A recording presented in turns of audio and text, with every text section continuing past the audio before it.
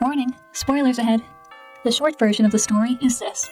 A beautiful woman flees a masked ball, leaving behind a stocking filled with 5 special items that can be used to find her again, ensuring this mystery woman has her dream Christmas-themed wedding, complete with a Santa Claus. But maybe you want the details. Angie has lived with her Uncle Otto and his daughter Candace ever since her parents died when she was a child. Otto owns an event planning business. Angie and Candace both work there, except Angie does all the work while Candace takes the credit. One day, Angie tells Candace she wants to buy out Otto from the business. I was hoping that you tell me you support it. Sure. No problem, cuz. How do you think that's gonna go?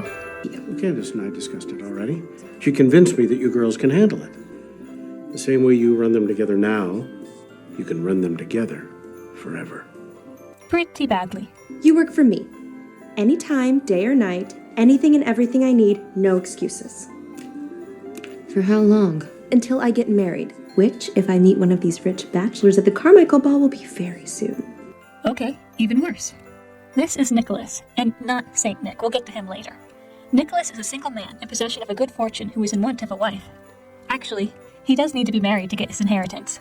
Angie and Candace are planning, actually, just Angie is planning his Christmas party, a masquerade with a Christmas stocking game. We'll explain more later. Nicholas gives Candace an invite to the party, after she takes credit for all the ideas and hard work. It's a pity she won't be able to attend. This is Victoria, Nicholas's mom. Her name is spelled with a K. That's not important, but I thought you should know since I watched the credits. Also, John Ashton goes by Kyle, the guy in charge of craft services is called Crafty, Rhonda has a beautiful Christmas stocking, and the movie gave a special thanks to Whiskey. Could be a name or maybe just a 5 o'clock pastime the crew enjoyed. Anyway, Victoria with the K is my favorite character. Well, I never took you for a tabloid fan. Well, how else would I know what's going on in your life? The classy way to throw shade. Here's a bit about the inheritance. You have a huge fortune at your fingertips that you refuse to even attempt to claim. Most men fear marriage, I know your father did, but they still do it. Most men don't have a trust account that requires marriage to claim their inheritance. Most men don't have an inheritance. So Nicholas is complaining about money, but he still has enough to go gallivanting around the world and throw elaborate parties. You know your soulmate isn't someone you've already dated, and that eliminates a huge percentage of the population, darling. Have fun at your party. This is Max, Nicholas's best friend who doesn't have a last name. Seems like a good friend. He's not a yes man. And you seem to date the same woman over and over again. She looks different. But she's not, man. She's not. Do you even know what you're looking for in a woman? I figured when I found her, I'd just know. What? The movie made you take off your shirt for just one pointless scene? Ah well, considering the actor is probably pressured into doing 1,000 crunches just for this 25 seconds of screen time, I'm gonna show it. Angie picks up Candace's custom dress, stocking, and mask from the designer, Zelda. The only problem that isn't really a problem is that Zelda designed and fitted the dress for Angie, not Candace. It's not a problem because Candace just had a bad reaction to a facial. So Angie takes the dress, mask, stocking, invitation, as well as the makeup and hair appointment that Candace can't make, and drives to the ball. Candace calls and warns Angie that she better not think of going to the ball. But Angie goes to the ball anyway. They begin the stocking game. Please make your way to the tree of stockings and choose one that is not your own. Each stocking contains 5 items of no monetary value, but which have significance to the owner. The point of the game is to find the owner of the stocking which you selected. Now, should you meet someone and find that the 2 of you have chosen each other's stockings, well, we have a match, and the 2 of you will win a grand prize to be announced at midnight. Trust me, you'll want to see what the grand prize ends up being. Pop quiz, who do you think that is? Is it A, Nicholas, or B, anyone else? If you guessed A, congratulations, you win a cookie. Important to note, neither Angie nor Nicholas recognize each other, despite having met several times. This is yours? Did we just win the game? Well, I wonder what our price is. I think I'm looking at her. Oh no. I am not a prize to be won. Too much cheesy romance makes me uncomfortable. I don't know how to process my feelings. They dance with their stockings in a very underwhelming dance theme that doesn't last very long, thankfully. Candy, toys, jewelry. Oh, you like jewelry? In other words, are you a gold digger? I haven't even thought about my wedding or the man that I'm going to marry, let alone a ring.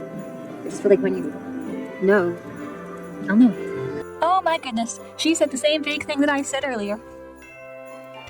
Angie and Nicholas almost kiss after talking about, you know what, I'll let you guess. Is it A, Angie's dead parents? B, Nicholas's mommy issues? C, the stars? Or D, cheese? Well, if you guessed D, sorry, that's from a different movie. See what? We're flowing. We're talking about cheese. So what? Flow is flow. Here's the conversation that led to an almost kiss. My mother looks at me like I've never struggled. But what she doesn't understand is that she is my struggle. So if you guessed B, congrats, you won another cookie. Now it's nearly midnight and they have to take their masks off. What if I don't fit in if I take my mask off? Fit in. If you fit in, then you would have never stood out. Wait, who said it better? Why are you trying so hard to fit in when you're born to stand out? Angie runs away. Does anyone know the woman whose dress matches this stocking? Anyone? And by the looks of it, you've broken his heart. Why is this so dramatic? In case you want to know what Nicholas had in his stocking, here it is. A broken clock, a rock, a candle, a pack of gum, and a t-shirt. Now what are the sentimental meanings? Don't worry, we'll find out later. Oh, how many times are they going to do that? Would you like to know what Nicholas has decided the prize will be? Here it is. I've decided that the prize, as host of the party and also the second half of the winning team, is to be a wedding. On Christmas Eve, to me. It's him. He's the prize. Angie is surprised he was a mystery man. She read the tabloids about him. She needs to find out if Nicholas really acts like the man from the ball, or if he acts more like the tabloid version of him. Since Andy and Candace have been hired to plan his wedding, which is going to be on Christmas Eve, Angie has a perfect opportunity to talk to him. I'm here to plan your Christmas wedding? Oh, I think there's been a mistake. I wanted whoever did the ball, Constance or something. Have we ever met? Yes, several times actually. I planned your Christmas masquerade ball.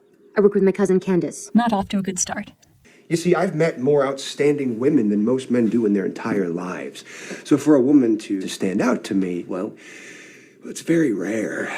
Well, in my experience, it's very rare for you to remember a woman at all. Angie doesn't tell Nicholas she was the one at the ball, but Candace finds out. Candace convinces Angie to convince Nicholas that it was her at the ball. There's breaking news with an engagement picture that hasn't actually been taken yet. That scene is later in the movie, but it is shown here. Yes, of course. My ring! Where did it go? I think it landed in the pond. Can we just clean that one up, or do you need a whole new one? Whole new one. A whole new one? Why would you even ask that? How are you struggling without your inheritance if you can just go and buy a whole new ring because the other one might smell a little fishy? Candace knows that Nicholas is suspicious. She has her cousin Angie communicate to her through a hidden earpiece. Now let's see what the 5 items in his stocking mean. I may need to speed it up or change the picture to avoid copyright. No, the items in our stockings. Right. I would love to hear what you think the meaning of mine were. The only thing I know about broken clocks is that they're right twice a day. Broken clocks are right twice a day? Yes. That's the closest thing I've ever gotten to a life philosophy. I saw your picture for the world's hottest pepper. No one can ever say that I was handed that honor because of who my mother is. It's a very proud moment. No, that's the first product that I ever got to spearhead. That's why I called the gun Spearhead. What about the stone? There was a stone? A gem? Ice cold. Stop talking. It was a rock from Greece. It was the first trip that I ever took overseas by myself. Well, I love to travel, and I get homesick. And I found that by lighting a candle from home, I could make any hotel room feel like home. So I pack one. But I always forget matches. Don't worry, we'll also find out what's in Angie's stocking. We see a montage getting ready for the wedding and how Nicholas and Angie are growing closer. Candace's father wants to dress up as Santa for the Christmas-themed wedding, but Candace vetoes it. Nicholas doubts that Candace was the woman at the ball and thinks it might be Angie instead. He goes through the stocking for clues. A picture of a bunny? Do either of them have pets? I don't know. Your marriage is off to a great start. A flower, which we find out is from the cemetery of Angie's parents. Matches from an international restaurant. Colored pencils for sketches. And a book of Oscar Wilde quotes, which Angie is usually saying. After investigating, Nicholas and Max realize those things relate more to Angie than to Candace. They also find the dress that was worn at the ball. Candace had returned it, complaining it didn't fit. Nicholas buys the dress and goes to talk to his fiancée. She has a difficult time explaining the stocking items. Nicholas asks to see Candace in the dress, but she doesn't fit. She blames wedding stress eating. He asks to see his stocking, but she tells him she threw it out. But if your accusations are correct, and I'm not saying they are, Angie is helping you plan your wedding to someone else. She doesn't love you. I like you. Yeah, I like you too. but you don't love me. Why does she have to love you right now? You both just admitted to liking each other. Just call off your wedding. Angie's not right either. Her cousin is pretending to be somebody else and she's helping. It's messed up to trick someone into marriage. It's the day of the wedding now. Nicholas didn't cancel the wedding yet because he was playing a game of chicken with Angie. The ceremony's set to start in 20 minutes. I really thought if I didn't cancel this wedding, then Angie would be forced to tell me the truth. But she's really gonna let me marry Candace. Angie goes to Candace to tell her she won't go along with her scheme, which is also right before the wedding starts. Candace is wearing a mic, so Angie's friends turn it on so everyone in the crowd outside can hear the truth. Before Angie can find Nicholas and tell him, Candace shoves her onto the balcony and locks her out. Nicholas, who has not heard what was said on the mic, finds Candace and tells her he is planning to decline his inheritance. I guess just toying with her once before he calls off the wedding entirely. And Victoria pops in to say this. Sweetie, just popped in to tell you your microphone is on. Yes. In fact, all of the guests outside heard your conversation. Both your conversations. I'm going to sign your inheritance over to you. But I didn't get married. And you don't have to. Your decision today not to get married showed very good judgment and real maturity. It would have been a better judgment if he called it off earlier than the day of. He knew there would be no wedding. He knew he was not marrying Candace. But what about the guests that came to the wedding? They had to give up a Saturday, buy a gift, travel, and now they're being told last minute that not only is there no wedding, there's probably no reception party either. The mom convinces Nicholas to go after Angie. Angie comes home and receives one of the lamest apologies. I guess I just always felt like my dad loved you more than me because you're both such hard workers. Sometimes I even felt like he would prefer it if you were his real daughter. Us being equals was unfair to me. Being equals was unfair to you? Angie was the one who did all the work. I was second fiddle to you anyway. I just wanted to achieve something for myself, and I thought that becoming a Carmichael would be so big that he'd have to be proud of me. Of course her uncle was trying to be a father figure to her because she lost her father and mother. She's blaming Angie for her dad's preferential treatment, or equal treatment. Even though we didn't see any of this in the movie, Candace always got what she wanted. And I'm sorry that in trying to make things equal, I made them unfair. And I'm sorry for being a father figure that neither one of you feels you can confide in. You're sorry for trying to treat Candace and Angie equally? Is that what he said? What does that mean? Why don't you apologize for ignoring Angie and letting your terrible daughter treat her like an indentured servant? Well, let's hear Candace say sorry. I'm so sorry, Angie. The event planning business is yours, obviously. You've earned it. Yeah, that was it. First of all, terrible apology. Secondly, them giving her the business is not generous. Angie could probably sue them for, I don't know, mistreatment, extortion, unfair labor practices, I don't know, something. She could sue them and get the business and probably more. This is basically just a settlement. Sorry for your messed up childhood. Here, have this, even though you were planning on buying us out anyway. Now Candace is suddenly all cool with the fact that Angie is going to get the guy instead of her. Nicholas proposes. Cut to a Christmas-themed wedding. Not a lot of guests there. Maybe they were all still sour about the last wedding being called off. That is a nice dress, though. And yes, Angie's uncle gets to be Santa at the wedding. Ooh, and Candace gets to catch the bouquet. Yay, which means she'll get married soon and she'll have her happily ever after just around the corner. Ugh. It's easy to make fun of a movie like this. It's cheesy and corny, and there are definitely some cringy lines at the ball. But it's a Christmas romance movie. You kind of know what you're getting into when you watch it. As a fairy tale movie, I'd still give it a 6 out of 10 because it's enjoyable under these conditions. It would have been better if Candace got more of a punishment, or if she got any punishment. Yeah, she got stood up at the wedding, but she didn't need to face her guest when this embarrassment happened. She doesn't even seem that upset over losing Nicholas. She gave a terrible apology because she rationalized her behavior and kind of blamed Angie and her uncle, and didn't take any accountability or even say she did anything wrong. Yet she still gets rewarded with a bouquet at the end. So, who's to say if Angie is just very forgiving, or if I'm just too petty?